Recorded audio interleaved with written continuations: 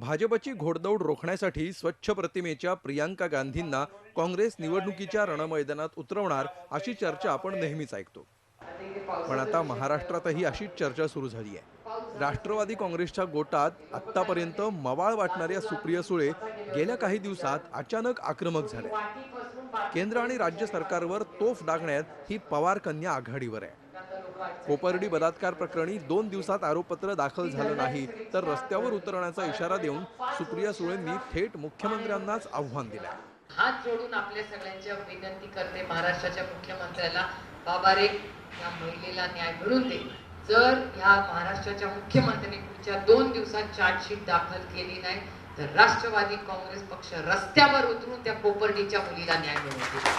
नाशिकचे प्रभारी जितेंद्र आव्हाड यांच्या अनुपस्थितीत त्यांनी राष्ट्रवादीची बैठक घेतली.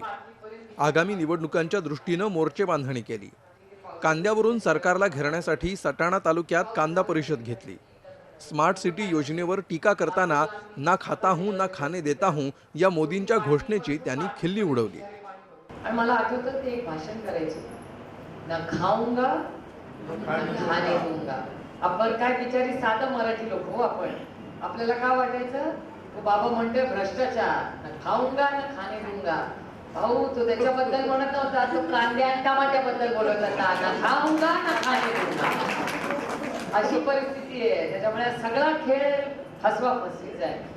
राष्ट्रवादीचे अनेक नेते या ना त्या भ्रष्टाचाराच्या आरोपांमध्ये अडकले आहेत.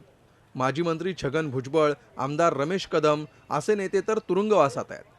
त्यामुळेच राजकारणात स्वच्छ प्रतिमा असलेल्या सुप्रिया सुळेंची आक्रमकता बरंच काही बोलून जाते.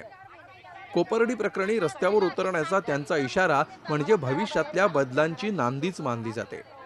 सुप्रिया सुळेंचं हे महिला नेतृत्व राष्ट्रवादीला तारू शकेल का, याकडे आता सर्वांचं लक्ष लागलंय. योगेश खरे, झी मीडिया, नाशिक. झी 24 तास रहा एक पाऊल पुढे.